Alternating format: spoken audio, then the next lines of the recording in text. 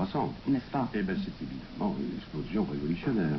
Il faut le répéter, puisque nous avons jour après jour des gens qui nous expliquent qu'il faut liquider cet héritage, retourner la page, etc., mais sans jamais s'expliquer sur les mœurs et sur ce qui s'est passé, c'est-à-dire une révolution. Avant, c'est avant, après, c'est après.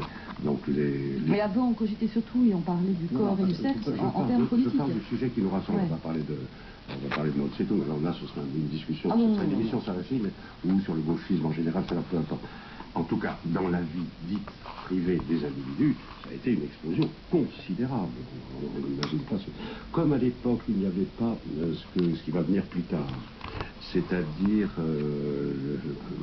le problème de la maladie. C'est-à-dire au début des années 80, vous avez ce grand falaise mortel dit du sida qui a commencé à New York et ensuite s'est répandu partout, d'où le préservatif, par exemple, qui semble, en tout cas pour la pénétration sexuelle, qui n'est d'ailleurs pas du tout obligatoire, je ne vois pas pourquoi on insiste toujours là-dessus, mais enfin, bon, donc il y avait une certaine liberté des muqueuses, n'est-ce pas, des rencontres tout à fait improbables, et en même temps qu'arrivait, en effet, la contraception, la pilule, etc.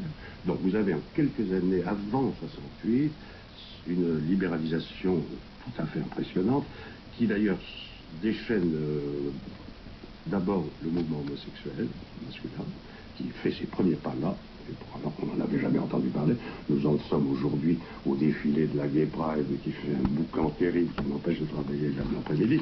Enfin, à l'époque, oui, bien sûr, c'est trop de bruit. Le bruit est mauvais. Mais en tout cas, là, il y a eu, en effet, une libération tout à fait impressionnante.